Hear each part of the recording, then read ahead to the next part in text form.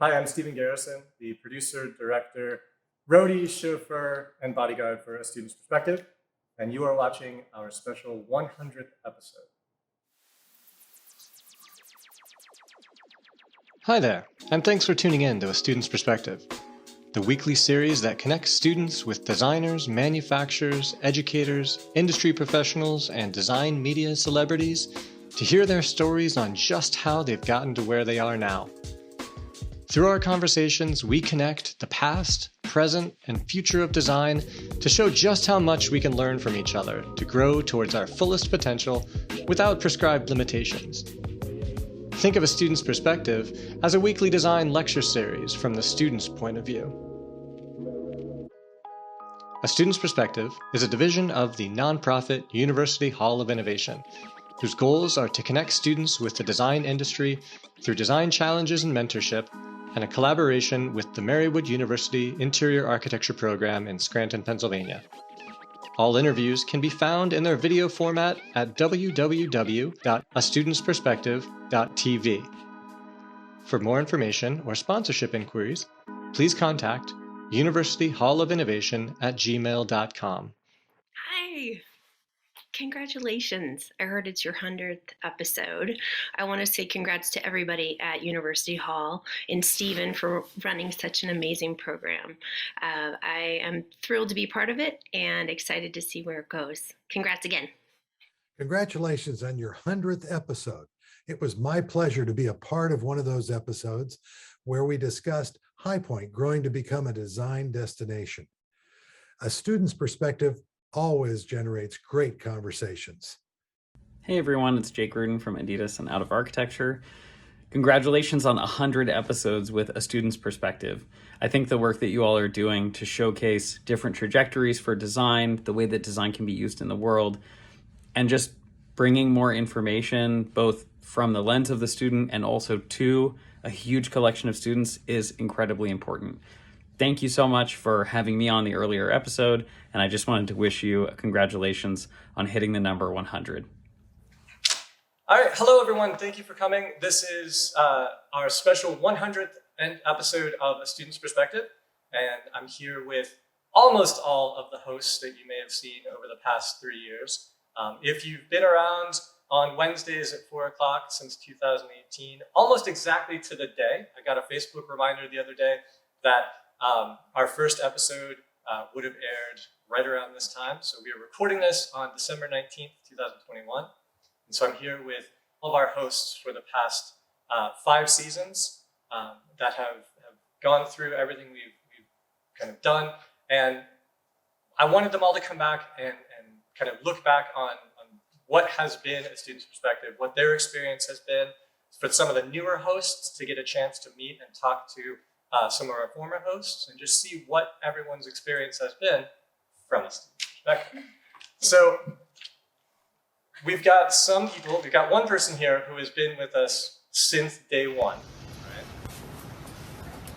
Hi, I'm Natalia. And I'm Natasha, and this is The Student's Perspective. We are live on Facebook from Marywood University in Scranton, Pennsylvania, and with partnership with the University. All right. Unfortunately, Natalia was not able to be with us, but we're going to catch up with her virtually in a little bit. But Natasha was one of our day one hosts, and those days were really kind of interesting. There's a lot of technical stuff, a lot of things just flying by the seat of our pants, and we've done slightly better over the years. Not necessarily perfect, A lot better. but we've done better. So, Natasha, do you want to talk about what the experience was for that first episode or those first couple episodes? Sure, I'd love to.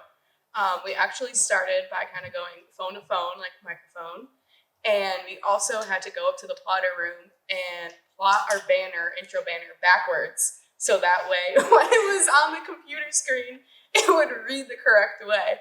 And the same thing with like the script. Of course, like we were nervous students, like Natalia and I, and we would have like the script behind there, and Stephen would have the whiteboard trying to like fill in some questions in case we got stuck, because it was live. Like we were like one-on-one, like there was no like kind of like pre-recording, like preparing some questions. It was like right then and there, like who we were interviewing, and yeah, all the nerves definitely got easier over the years, but yeah, That's funny because I really remember what I was doing right before the first episode of A Student's Perspective. It was the morning of my final critique of my third year, and I was plotting out my entire boards. I think the show was at, let's say, 10 a.m. and I was printing out my boards, or I think I had to even get a friend to print them for me because I was running downstairs to get to the interview in time.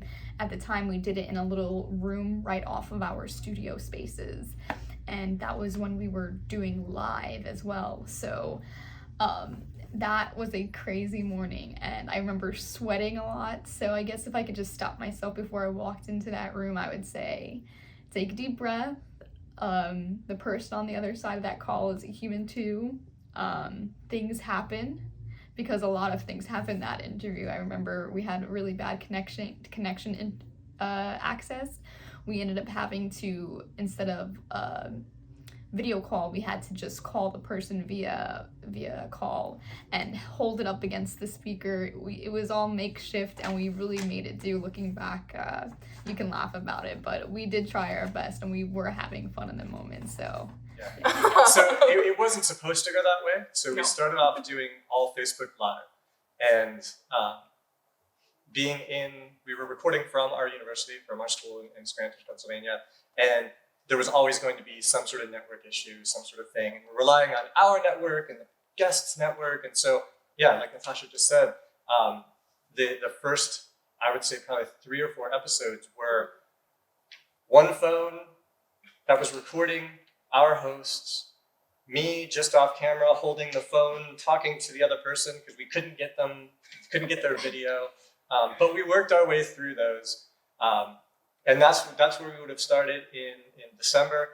Then spring market of 2000 and let's see what would have been at that time, 2019, is where we would have gone and done some live. And this is A Student's Perspective. We are a little bit away from home, from Scranton, Pennsylvania. We are here at High Point Market in North Carolina. We, if anyone is here, we're in the IHFC building on the 5th floor Live in interviews. G5. Still doing some recording, and then the episodes would have been just kind of talking back to that recording. But this all started because of one opportunity at Market in fall of 2018. Right, where that summer I had reached out to Joseph Hecker just to get some feedback and some kind of information about kind of what we were looking to do and how we might pair in the future and whatnot. And he had been planning a HGTV Design Stars reunion that was going to be held at High Point Market in the fall.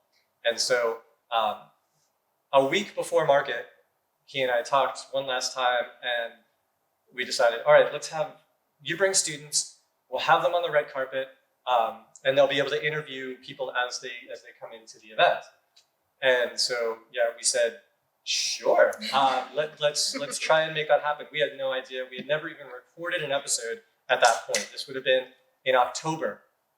And so we kind of amassed a bunch of stuff, and we had a big backdrop and all these other things. And we just said, all right, let's try it and see what happens. And so, yeah. Yes, go for it. Okay, cool. So I guess the first question is like, would you like tell us a little bit about yourself? Sure. So I'm Blanche Garcia. I came from New Jersey. I'm from design. Six travel channels with our classes to Fire Station. And so, yeah, we've got 3 who were with us on that day. So what was that like? Probably the most nerve-wracking and exciting moment at High Point. Do you guys agree? Like, none of us have been on a red carpet event before. Yeah. So we had no idea what we were going to get into. No, it was the one and only too. I've never been on a red carpet Yeah, since. me either. Sadly. Maybe one day as a designer, you know? Yeah, could You be. know? You can specify red carpet everywhere from now on, just so you get that little special touch. I mean, my family thought I was famous for a long time. You are, definitely. Yeah, from that one event. But yeah, so again, that was Facebook Live. That was, our location kept on getting moved. We ended up as the very first station on the red carpet, just as people were coming in. Not many people no one knew who we were at that point. And so, who are these children? But everyone was very gracious. Everyone stopped and spent time talking to us, and there's still some of the same friends that we have every time we go down and see them.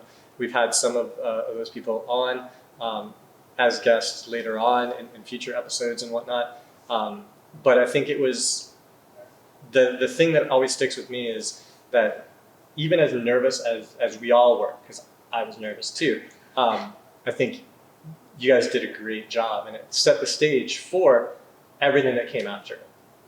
And so we finished that at Market, came home later in October, and that's when we kind of brainstormed a little bit more with Joseph. He was at that point looking to start the live broadcast network, which was going to be the first Facebook Live, essentially television network.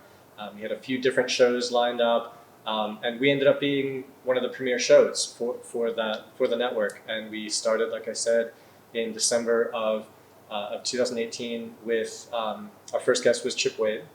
And so, yeah, it was interesting. We, from the very beginning, the whole thought process was to introduce students to different portions of the industry that they may not have thought about or may not still even think about within their schooling, just so they can find out what are all the possibilities, what are the things that I might be involved with 10 years from now, 5 years from now, 20 years from now in the future. What are all the things? My degree says one thing, but what's really the knowledge that I've been given? What are the things that I could potentially do? And so we were talking to people who run businesses, we were talking to marketers, we were talking to home stagers, we were talking to psychologists, we were talking to all over the whole spectrum. And one of the best things for me was after every episode that we would do, just hearing one of you say, oh, I hadn't thought about that. That's maybe something that might be interesting, kind of moving into the future. So those early episodes, we were responding to kind of pre-taped stuff. So some of the very first ones, you didn't even know the questions that were being asked kind of beforehand. How did that kind of work? How do you think that affected how you responded to the video? I think it definitely helped us to like get into this sort of like thing that was going on, because like we would feel less overwhelmed or less nervous because the questions were already asked. You were kind of just then responding to them.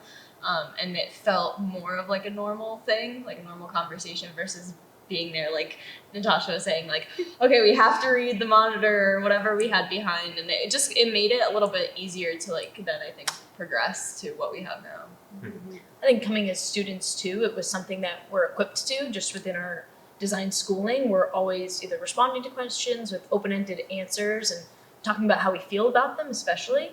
And that's what was kind of inspiring for us to be able to look at things from a different side and start to explain why that interests us or why it relates to schooling, instead of us just being sprung into like a interview scenario that we were definitely not as equipped or used to, because we're never really stuck in that scenario where we have to actually discuss and talk back to back with someone, especially within school.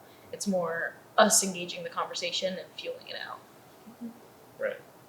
Yeah, that's Paige. She's the one that always comes up with great butchered answers to every question that comes her way. Every time. You do great. Like Definitely top host. I like to talk, that's all. And so that led into spring of 2019, where we went to Market, and it was sort of a combination of the two, because we were interviewing, but then we still went back, and then you would respond to the interviews, but there were questions you guys had already done. How did that change kind of anything, like being part of that questioning process? Because you guys were coming up with all the questions.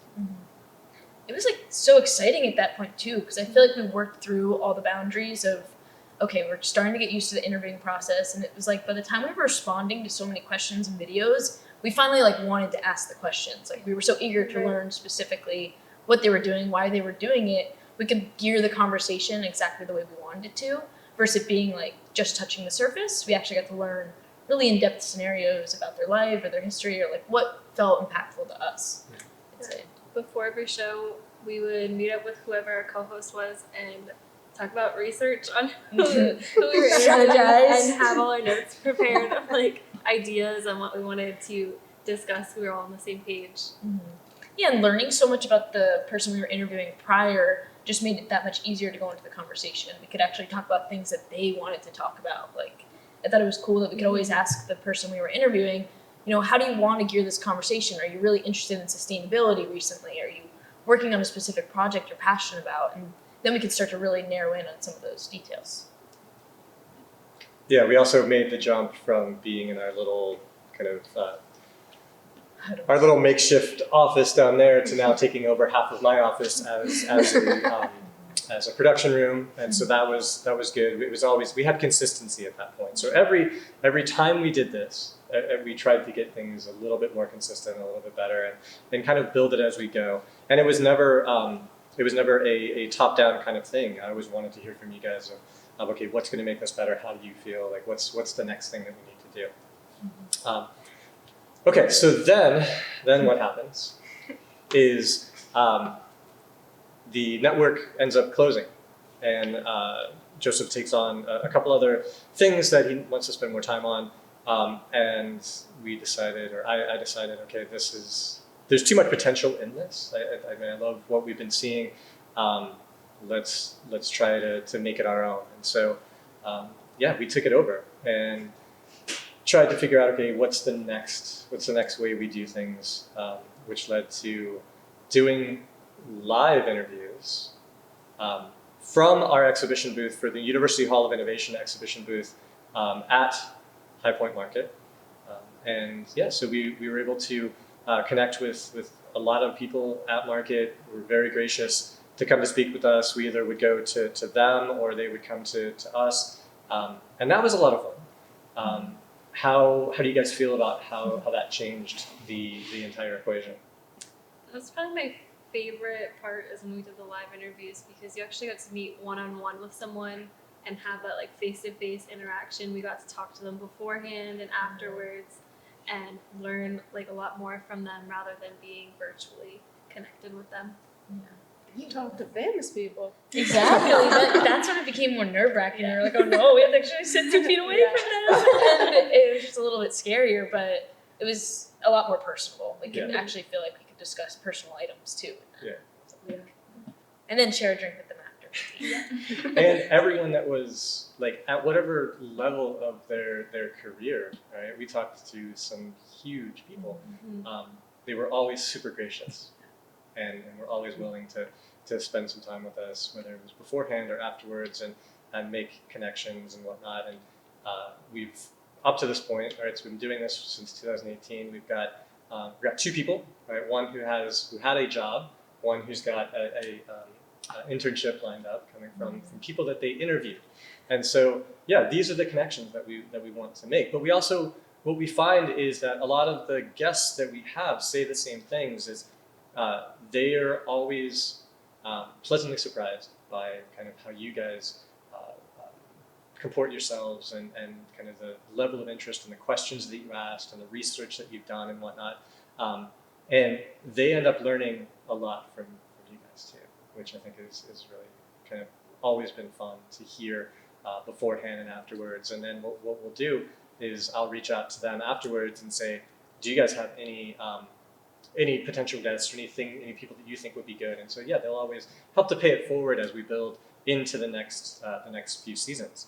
All right, so then we get through that. We get through that for 2 markets, and things are going great, and the world falls apart. Right? We had we were in the COVID season. We were just at the end of a season. We do 2 seasons a year, kind of ties in with the normal kind of semesters and whatnot. And that spring, we had just lined up to do some remotes. We did remotes from Las Vegas, which was great, from KBIS.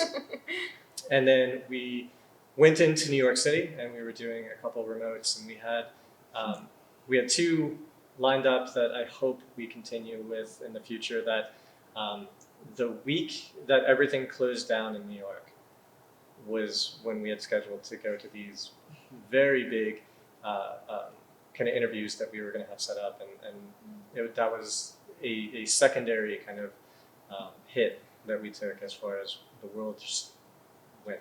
It just stopped. And so we weren't even done with that season. We had done I think there were probably 5 episodes that still had to be aired. When I say the world shut down, our world at the university shut down. The students left for spring break and they never came back.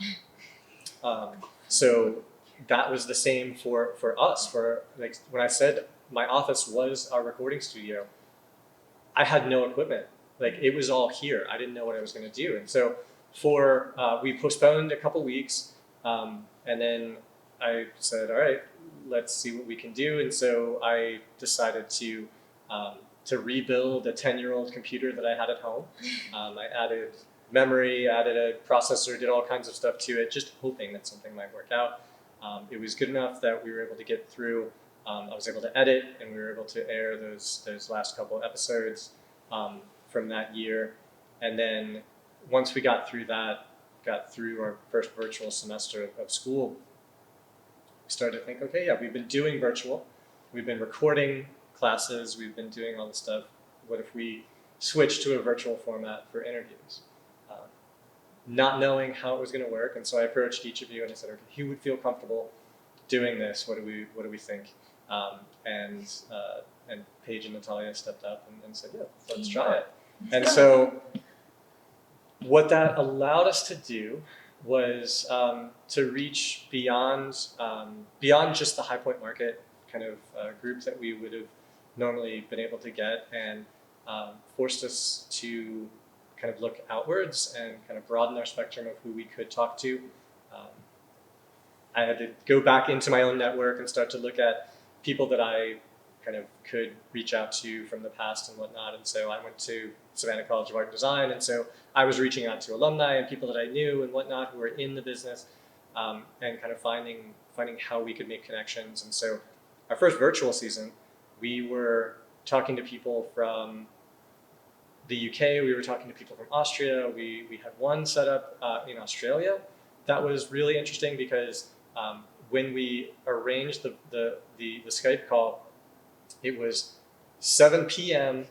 I'm sorry. It was 7 p.m. here, 9 a.m. the next day in Australia, and so that was just kind of hard to schedule, but then also hard to wrap my head around. And it was just like, okay, we're talking to the future, but they were really interesting conversations.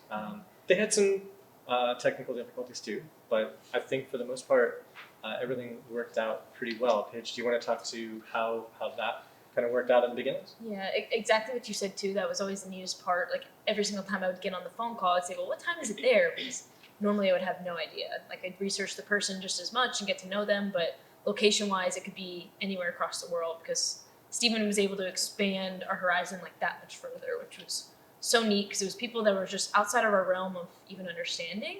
So it was that much more exciting to meet people who were just totally not as connected with us and that we never would have done previously. And then I feel like too, that's when the most exciting interviews were happening because it was such a broad reach. Like my favorite interview was Julian Albertini, and the second Stephen told me that, like I was just freaking out. Like I've looked at him on the cover of Interior Design magazine for months now, and like have already seen all of his projects in Russia and New York, and he was like, oh wow, we're only like an hour and a half from one another. Like he's only in New York right now, and it was just like a out of world experience. The fact that you actually get to conversate with these people, and then they'll follow you on Instagram, and you feel so connected. Like they actually care about the conversation you're having. And the second the recording would turn off virtually, it was just like another conversation and friend to you. It was just another mentor that I would then have in my life to know I could reach out to over email, over text. Like they just became so personal versus I think maybe not similarly in person, but they wouldn't be so willing to continue the conversation past the interview process. And they were all just such real humans, and you could tell that from that short little call that it made it that much better. And so from your guys' experience just watching those virtuals, like how do you think those first ones went? Did anything kind of stick out from those? Were they bad? No, like you always nail them, so I don't know why they go bad. I'm just kidding. And so then we continue on, and we end up introducing some of the background. Hey, that girl. So we end up into our second virtual season, and introducing new hosts as hosts graduate and leave. So it's always a sad time, but we always bring in new people. And there are people that have been watching up to this point. And so the next virtual season, we kept on expanding. We kept on thinking about how we could make these connections. And so I'm reaching out to people. Social media is absolutely wonderful. But the whole thing is, like Paige was saying, it's I'm reaching out to like some of the biggest people out there. I'm reaching out to the single, reaching out to the recently graduated, just to kind of find the best story. I want to find somebody who has an interesting take on things, something they're doing. If they're doing a great kind of community service project, if they're doing something with teaching kids, if they're doing whatever, I want to try and find kind of that range of things. And so I'm sending out LinkedIn messages and Instagram kind of DMs and all these things. And for maybe 20 that I send out, I might get like 10 back, which is perfectly fine. But everybody, check your DMs. But Ellen, check your DMs. yeah. Well, yeah. That was. I will say that I did hear back. Okay, so I looked at it this way. It's what is it? I'll do the Michael Scott version of the quote. You miss 100% of the shots that you don't take. Wayne Gretzky, Michael Scott. So, because we are in Scranton, which is a real place, and so I was throwing out stuff to everywhere, and so I actually did hear back from a certain large conglomerate in Texas, who was very gracious and said that they weren't going to be able to fit us into their schedule, but thank you for trying. So hey, I felt great that they at least knew at that point knew who we were for a second and said thank you, but no. But that'll be the future, okay? That'll be the future, what we could do. They try coming back. You may have heard of them. It's Magnolia. I did. Chip and Joanna Gaines. Yes. Well, it's okay. I'm still waiting for Tim Gunn to respond. So please, Tim. Yes, please, Tim. We can link up. Tim is who I want to be when I grow up. Yeah, always. But so that led into, at this point would have been season 5, which is what we're just sort of wrapping up now. Next week will be our final episode of season 5. And that would be, hopefully, our last fully virtual. And so we were allowed to go back to market this past fall. Things started to open up and we went down, and what we're planning on doing from now on is doing a 50-50 split, doing virtual and live, still taking advantage of how we can reach out to people beyond kind of that normal kind of network that we would have at High Point, and try and really extend the conversations and whatnot. And so you guys are part of our newer hosts teams for season 5 and our upcoming season 6, which we will be in when you air this episode. How do you guys feel everything went, going from some of you had done virtuals before kind of stepping into the live interviews? Some of you, the live interviews at market were your very first interviews. So looking at the past seasons now being put into it, how did you feel about it? I feel like it was amazing. Like, I was so nervous behind the computer screen, and I had my little sketchbook laid out, and I was like, all right, can't like mess up, don't miss any questions. But then when it was in person, you're almost forced to just go with the flow and let the conversation kind of do its own thing. And I almost feel like I got immensely better with interviewing people because it was in person. So then I had 2 interviews, 1 interview afterwards, and I just feel like I was so much more nonchalant about it, and it felt so much easier to do it. And it was so exciting to have a co-host during that time. It was like you could bounce off one another, and everyone as a host is pretty excellent, so it made that even better and more exciting to hear from them. And as Paige said, it is way more personal, so it's not however miles away we are literally standing in front of them, and then you see them throughout the High Point trip, and then they introduce you to more people, and it's just connection after connection. So yeah, it was amazing. I think I'm still in awe. I mean, I don't think I've Yeah. Yeah. It's crazy awesome. Yeah, Jen and I like came in on like peak pandemic. So it was like, I don't know, the online was like, we were super comfortable in that and like had our script, like you said. And I really didn't think we were gonna go to High Point ever because it was like, it was just kind of like everything was shut down. It didn't seem like it was ever gonna be an opportunity for us. So like finding out in the fall that we were gonna be able to go was so exciting. And then we got to meet like our little new host, but I don't know, it was just so exciting. And then like you said, live, it was just like, yeah, they were just so much more personable and you could really connect that way. And then like seeing friends through High Point Market was so fun. And we'll hopefully get to see them in the future.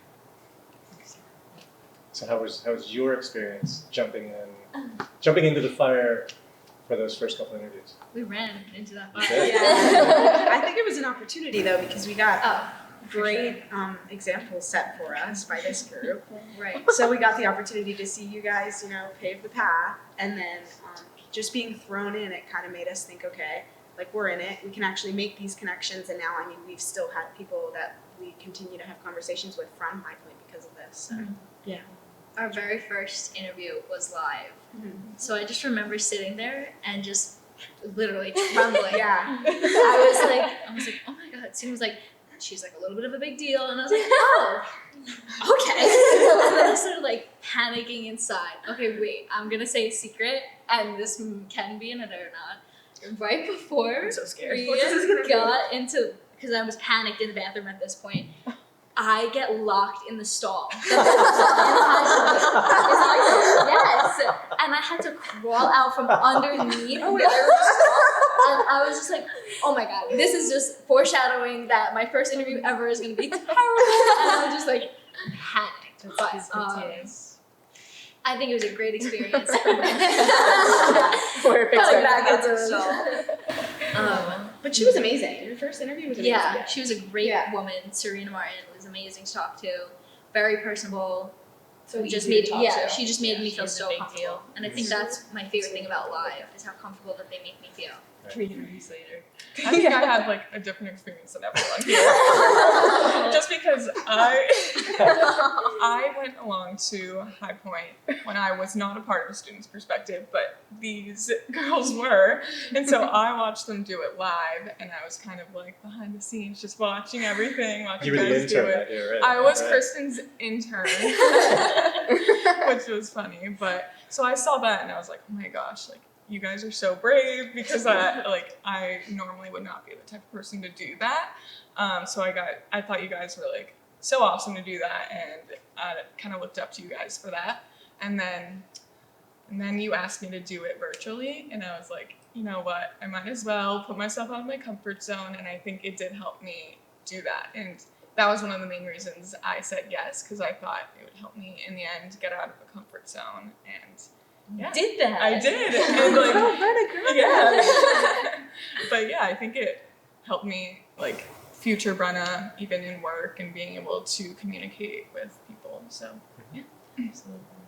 I think it helps that like we are in such a fun field and it's full of fun people and like not like, no offense, but like boring old man architects. Like they're actually like cool people. So like you're like so nervous like getting ready for your interview, and then my first interview was with Katie. We were co-hosting at High Point, and we found out that we were interviewing the Lady Gaga of tile, and we were like, oh my God. So we were like looking her up, and she's just like literally like a flower. Like she's like this bubbly, like so like bright and fun. So it was like we were sitting there and I was like kind of nervous, and she was just like way more, like we were excited, but like she was like even more excited, and then that made us more excited, and then like we were sitting there like getting pumped, and then she was just like it was just such an easy conversation. Like it was fun, and you sat there and like you were nervous up until you started speaking, and then like it was just so good. Yeah, I think Steven had to tell us to stop talking before the camera started rolling. Yeah. He was like, please save this for the show, because we like couldn't stop talking before. Yeah, and then she was already giving us insight. We're like, oh my God, so how do you do that? And he was just like, wait, let me press record. I'll edit it in somewhere. Yeah, but seeing all of you, because putting you out there for that first interview isn't just nerve-wracking for you guys, it was nerve-wracking for me too. but seeing all of you kind of, we'll go with yours, of blossoming kind of from that very beginning throughout. You've all done an amazing job, and it's been really nice to see you get more and more comfortable in front of the camera, so you get more and more comfortable talking to the guests, the questions that you come up with, the research that you do. It's like, I'll usually send you a couple of links, but then I know that you're diving deeper into that to kind of find the things that you want to talk about, and the fact that you're able to have it be very personable every time that you're talking to somebody, and kind of tie things back to the things that you're going through. And that's what we want it to be. We want it to be an informal conversation. We don't want it to be the same media interview they're going to have like 6 or 7 times kind of at market. And what's really nice is, from Alison Eden's interview, she turned us on to 2 more people and other people. And when we're walking around market, people will stop us and be like, oh yeah, you should talk to this person or that person, or yeah, no, I saw you guys laugh market or whatnot. So it's really nice to be part of, just to be part of that network and that atmosphere. And so where we go in the future, that's going to be interesting to find out. We go to Vegas. What's that? Go to Vegas. Let's go to Vegas. It was pretty cool. It's I'll tough. go to Vegas. We're just now starting to travel again. So we'll see. We need people to win trips to Vegas. I can't believe that. I don't know how that happened.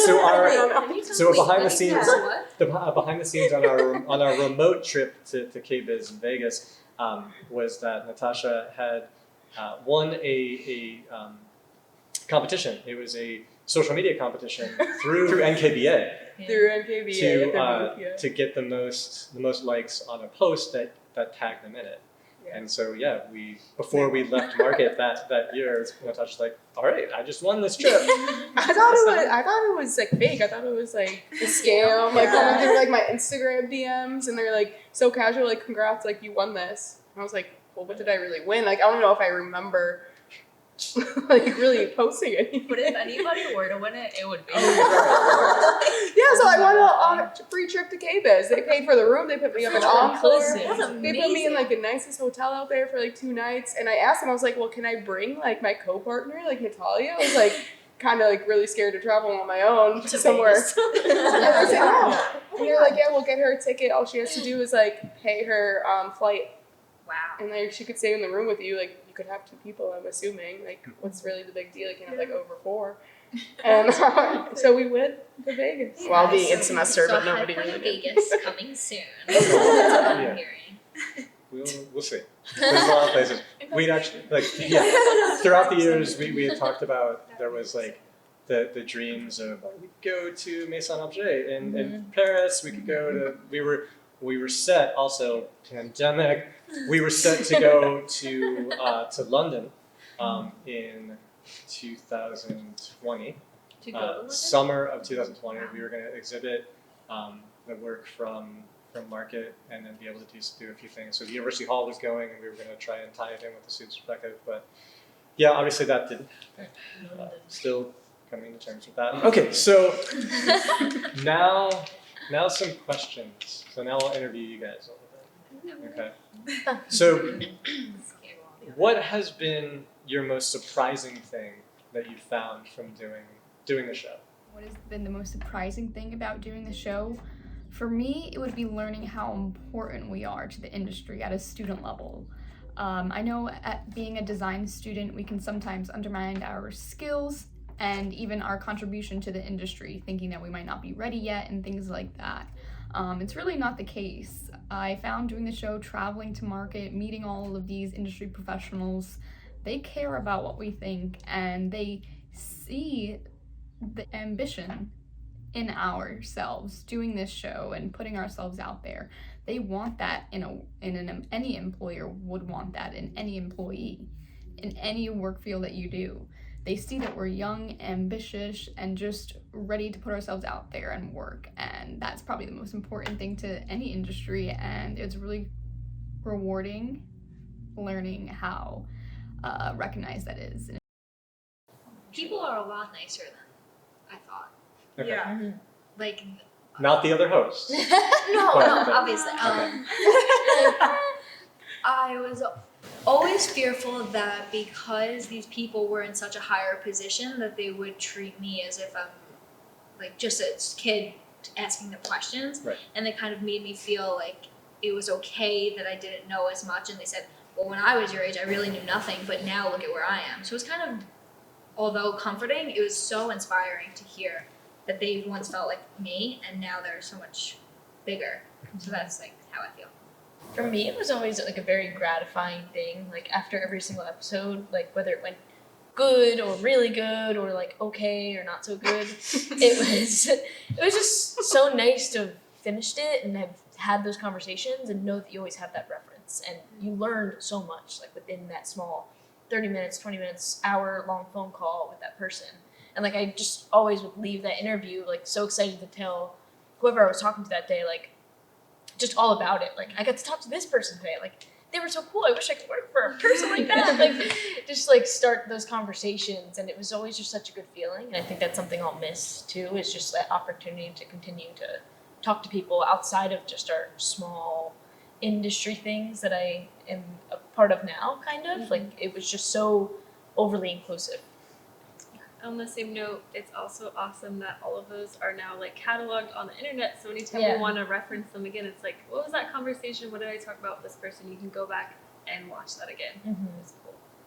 I think for me, mine is more on like Brenna's side of things of like personal growth. Because I think like for me, like going through this being like, oh, like talking wise and speaking with other people, it's like definitely nerve wracking and like you're afraid you're gonna stumble, you're afraid you're gonna make a fool out of yourself. But like even just doing it, like growing and like through like interviewing for actual jobs now and just like speaking at crits or anything in school wise, like you see other people and you know, it's just we have that growth that now it's just everything is a conversation. Like you don't think of things as like an interview or anything, it's just a conversation with somebody, whether or not they are like bigger than you in the real world, but like that's all it is. It's just talking to people and networking as much as possible. Yeah, I think for me it was kind of along the same lines as they're just so much easier to talk to than you think that they would be. There were times where Stephen would have to like flag us down, waving his hands and legs everywhere, trying to get our attention to say, you gotta wrap it up, it's been more than an hour now. And it was like, oh my God, that felt like a 20-minute conversation. So it's a lot easier and it comes a lot more fluid as you do it. Yeah, Paige, you never really listened to the wrap-up segment. Reading in the background, waving her arms, like going. Yeah. Okay, so one last question. Another 10 more minutes. It's always gonna be wrap-up question. But it's good to be excited about kind of who you're talking to. And I think we've now had, I think we've only had 2 people that we've had on multiple times. But there's always that kind of potential in the future of saying, okay, yeah, we finished this conversation, but it opened up the doors for the next conversation kind of thing. And so that's always been something good, is we do have that network now of saying, okay, yeah, where does this continue to go from here stuff. All right, so what has been your favorite interview or your favorite kind of that thing that's you remember from an interview or something that you've been able to do so far? What has been my favorite interview that I have done? That is a really hard question, and there isn't just one. I made a list and I separated them into categories, and I'll tell you a little bit about why. As far as my North Carolina markets are concerned, I love doing Samad rugs. That was a great conversation because we got to talk to an artist who collaborated with Samad rugs to present a wonderful collection. We got to talk about not only how the rugs were made through the business, but then also how the artist himself gathered all of his inspiration. And they realized and appreciated how much we were putting into this podcast. And to this day, we have a great relationship with them. Another one from North Carolina markets would be the Phillips collection. Not every day you can talk to the vice president of a company such as the Phillips collection. It was a wonderful conversation that I'll never forget. And then moving to the virtual season, that just took things to a whole new level as far as outreach of who we thought we can speak to. The sky was the limit to us during that season. So I spoke to some really cool individuals like a wife and husband duo, Chris and Amber Earl from Earl Furniture. It was really cool to see how they work together as far as being family as well. And then individuals like Mia Papa and Elizabeth Ingram, our conversations were so casual. I felt like I made new friends that day. I remember, I'll never forget the highs I came off of doing all of these interviews. You feel like you're unstoppable as far as your work is concerned and the passion for your work. I think for me, it would be mine and Paige's interview with Kathy Ireland. She was like the most famous of the ones that we, I think, had the opportunity of interviewing at that time. And we were both like freaking out. I almost peed my pants. Yeah, so nervous. We saw her So from scared. afar and we're like, oh my God, how are we gonna talk to her and have a conversation? And there was like people with lights shining them on us. It was like a People surreal walking by like experience. in awe of us Yeah. too, because we got to talk to her. Yeah. Yeah. So this was a quick setup in the hallway of the IHFC building. We were right outside of a freight elevator. We were blocking traffic. We were doing all kinds of things. But yeah, that was definitely a memorable moment kind of in ASP history. And like all through High Point that year, we'd see her like plastered on billboards everywhere, and it was we could just talk to her. So cool. So it's very cool. Yeah, I love watching you guys do that.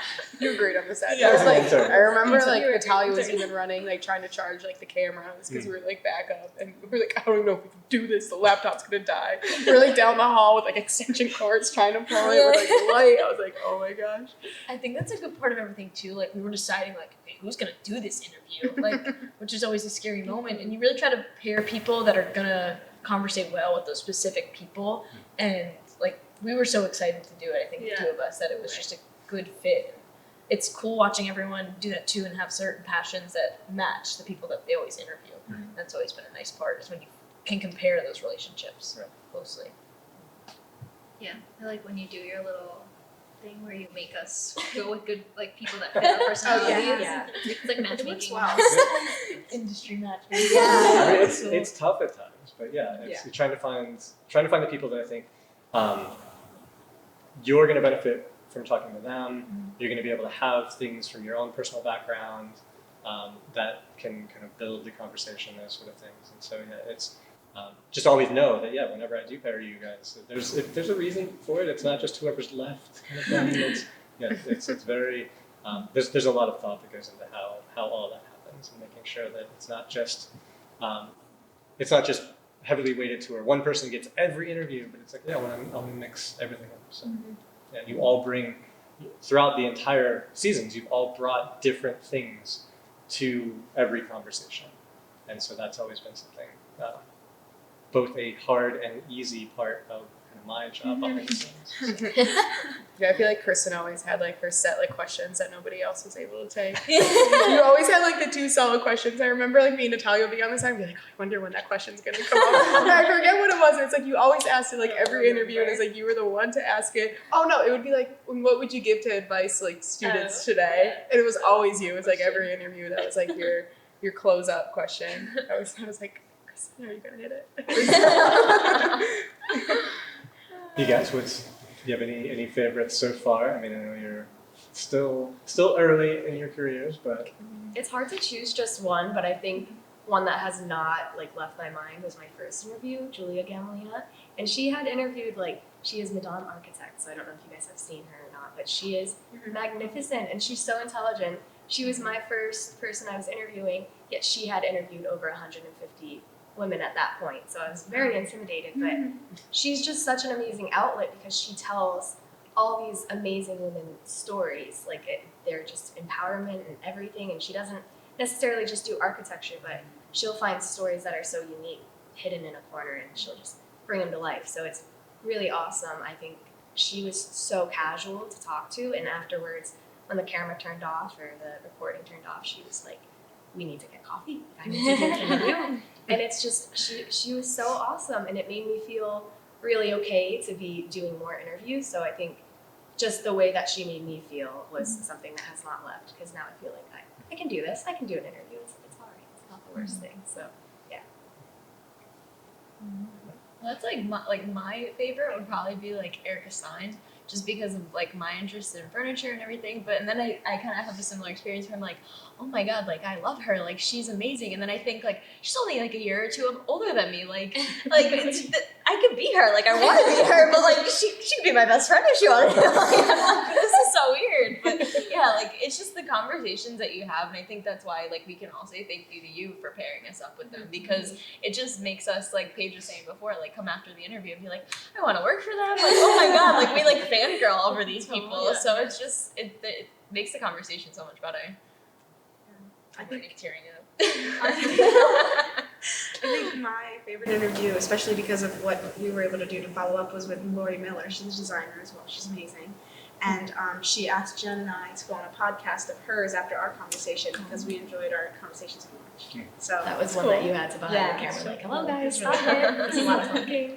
Oh yeah, he was like, all right, wrap it up. Third time. And that also is a really good example of you pairing us with a very specific person, because you were working on the wellness center for your project, and then my minor is psychology, and she is very sensory when she thinks about her designing and just how senses impact you in a space. And that was such an interesting conversation, and I think it was very beneficial for both of us to have that. And she was really excited to hear that we were really excited about that specific topic. So just the energy of that one was, that one was also your first one. That was my very You did first so too, well. yeah. And it didn't feel like my first interview No. at all. Like it just felt so like smooth, and it was so much fun. Yeah, there was slightly less running around. Different. We can look back on those and laugh, right? Yeah, it's a behind the scenes of like setting everything up too. Like I think so specifically about High Point too, like it was not a pretty sight when we were just lugging equipment back and forth. Like, someone forget the tripod? Because we were changing places every single time, and that's why we had interns at the time. Oh, yeah. But it was just like, and then like the feeding moments when the clip wouldn't work, or like the amount of failures that we've had there, that made the successes like that much better at the end of the day. Yeah, it's been a struggle that's had a lot of really great things that have come from it. And so, my last question, unless Kristen wants to ask it, is what we ask everybody. Except we'll change it up a little bit. We say if you could go back right before your first interview or right before someone else's first interview in the future, what sort of advice would you have for future hosts? Because there will be future hosts. You guys are gonna cycle out, and it's going to be like you built kind of what they're picking up, and then you guys will be the next ones and kind of continue to kind of cycle through. But yeah, what do you want people to know? What do you want the next group, the next generation of hosts to know? I haven't prepared long enough for this question. I never thought I would be in the hot seat. I actually think I have one, but I'm gonna steal it from you because so I think like for me it's just like going back and thinking of it as a conversation and just have fun and just be yourself, because even like I was saying now, like interviewing for jobs and everything, like what you always tell me is like just be yourself. Like you are putting on the table who you are, and that's it. And honestly, they're gonna take it or they're gonna leave it, and that's it. And there's nothing you can do about it. But as long as you're being true to yourself and you're having fun while you're doing it, and I think that is just such a great piece of advice that I've taken, and I could honestly pass that to everybody too, because it's helped me. I think especially now. I feel like I could bounce off that. Like, don't be so nervous. Like, I think you should prepare, but also like don't stress yourself out like too much. Like, don't over prepare, because I feel like I've tried doing that, and it's just like then you're just gonna get stuck, and it's like better to just be natural and make it like a conversation. So. I think I would say like each one gets easier, and it's good to be nervous because when you're nervous about something you care about it. So I think put the nerves aside and the conversation will go fine. So. I would say that I hope any future or current host or even past hosts realize how important it is to be a part of something like this, like a student's perspective, something that was founded through students and all of their hard work and kind of dedicated time. As a student, you don't really have a lot of free time. So if you're doing this and you're talking to industry professionals on your own time, you're investing in your future constantly. And I hope you realize that, because in turn, what will come with that will be all of the great connections that you will make. And I'm definitely one to attest to that, because if it wasn't for a student's perspective, I wouldn't be where I am today as far as my job is at. The design industry as a whole has a lot of branches and a lot of different routes you can go as far as what you see yourself doing for the rest of your life. You don't have to, I'm going to say this again, but you don't have to sit at a desk from a 9 to 5 to be considered an architectural designer or just a designer in general. The industry comes with a lot of different things and exciting opportunities that you do not know about just through your regular design curriculum. You need to expose yourself to more.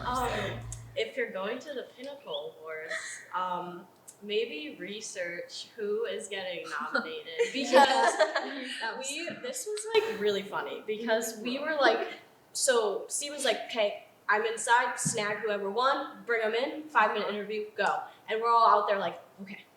We're like gearing up, like, okay, So you just got it. He's coming down. You're like watching him walk down, like, okay, I gotta get him. Okay, he's not looking at me. Okay, and then you're just like gear up and you're like, hi, and then like I was so nervous. Like I feel like a few of us were like this, so nervous to grab someone that I pulled him in. I'm like, so how do you say your name? Because I didn't even know who won, and I also didn't know what they won. So I'm just standing there like trying to interview someone who I have no idea what their award was, because I was so nervous to like get them that I'm like, can you explain more about your product? Because I have no idea what your product is. But because we were running like back and forth from where we were inside and where the awards were going, so we didn't even know what award was announced prior. And then we would walk up to them and they'd be like, yeah, like give me like 20 minutes, like I'll see you later. Like they just didn't want to talk to us at the point. They just wanted to celebrate. Yeah, or they'd be like, I'm actually like nominated for this next one. So like I'm like, oh wow, good for you. Okay. Yeah. And then you awkwardly we have another one. You want all 3 of them? You're like, I'll just be back here. Yeah. I'll see you later. She was part of the Belgian Mafia. She was actually. So that's one of those things where we didn't know we were doing that. Until like the day before or so, and so that's one of the things. When an opportunity falls in your lap, we take it. That was fun. And then we got to visit. What was the place called when we went there? That's what it was. And then we saw the dog, Garrison. That was my favorite part. And that space was beautiful. It was so beautiful. Salt factory, and it was just so nice. It's like my favorite place ever. Yeah. I'll have to say. Yeah, we like ran into Dawn Switzer. Yeah, but like what were we talking about? We were viewing a lighting exhibit, and like we saw her talking to the designer, so then we approached her after and we're like, who was the designer? Like we were so in awe, like these lights are amazing, and then she was just all bubbly and like, oh, you should talk to him, you should tell him, blah blah. And we find out her husband her doesn't husband mention her like self at all. Her husband won like 3 awards, Relin Furniture. And then we interviewed him, and then he was like, oh, you should talk to my wife. She's like super inspiring, and she's amazing. She's so creative. And we're like, what? I was just talking to her. And then we just set up, like we went and visited her studio, and like she was so fun and awesome. And we're like, wow, I just want to be you. Season 7. Oh, sorry. Spoiler. Spoiler alert. That's so exciting. All right. Well, I want to take this moment to say thank you all for not only being here today, but for being on the journey with me over the past couple of years, right? And for helping to grow at every step of the way, helping to kind of set the stage for, like we said, the next generation, for always building, always being positive, always being willing to answer the text that says, so what do you think about this? Or Want to do an interview in 15 minutes? Because it is it's a never-ending kind of cycle of stuff and opportunities. But yes, thank you very much. You guys have all been really wonderful over the past couple of years, and the ones who are now past, you've been wonderful in always being willing to come back and talk and help the next group and whatnot, and helping to promote and everything else. And so just thank you very much for that. But do you guys have anything last that you want to say? What do I see the future holding for a student's perspective? I love this question because I literally see the world for a student's perspective. The sky's the limit. The fact that we were able to turn such a great idea into a reality in just a couple of years, I can only imagine what this is going to be like in 5 years. Starting this when we did, we realized how great of an idea it was, not only talking to people in the industry, but just the proof was in the content that we now have. And if we keep building upon this, there's no reason why there shouldn't be an HGTV show about us in a couple years. People deserve to hear what we have to say and what the industry professionals have to say. The fact, I just want to stress again that a lot of people don't know what the design industry actually is and all of its different facets and all of its different contributions to society. So I think it would be really cool to see something just on a broader scale. You know, the sky really is the limit. So I'm glad I can watch it grow now over the years, being a part of University Hall of Innovation. And through that work, hopefully we can achieve a lot more. I feel like that goes to just say how like strongly we feel about the program too. Like, I just finished my master's, but we've all been out of school for a good amount of time, and there's so much strength in what Stephen has built explicitly, and we also feel so strongly about him as our professor and our mentor this entire time that it's the reason we return. Like, I'm sure if there was anyone else guiding this process, we probably wouldn't be knocking on Marywood's doors, eager to come through the door, because like, we just want to give back to you in every way possible as well, because you've given so much throughout this entire process, through connections, through opportunities, through just learning points and conversation skills. Like, we've grown as humans more than we could have within our schooling just through this process. Thanks for believing in us more than we believe in us, basically. Absolutely. Thank you. I really appreciate that, and that means a lot to me. So thank you all at home for watching. Make sure you can like, share, and leave a comment below. And make sure to stay tuned next week as the conversation continues. From a student's perspective. Hello, this is Henning from Martin Thompson Architecture. Together with my partner in crime and in life, Camille Martin Thompson, we were on your show a couple of months back. And I just want to reach out and congratulate you on a fantastic journey, 100 episodes of A Student's Perspective. That is magnificent. Kudos to all the wonderful students who've taken part in the series. We were thrilled to be asked to be part of it, and we had such a great conversation with Katie during the show, and looking at all the good work you've done over the years, raised so many reflections, so many good questions about what it's like to be a designer and what this journey that we're all on involves and can lead to. Big thanks to you all for doing that. It means a lot to the community of designers, and you just done great work. So congratulations. We hope you liked this discussion with the design industry from a student's perspective. Please like, share, and comment, and stay tuned for more inspiring conversations to come.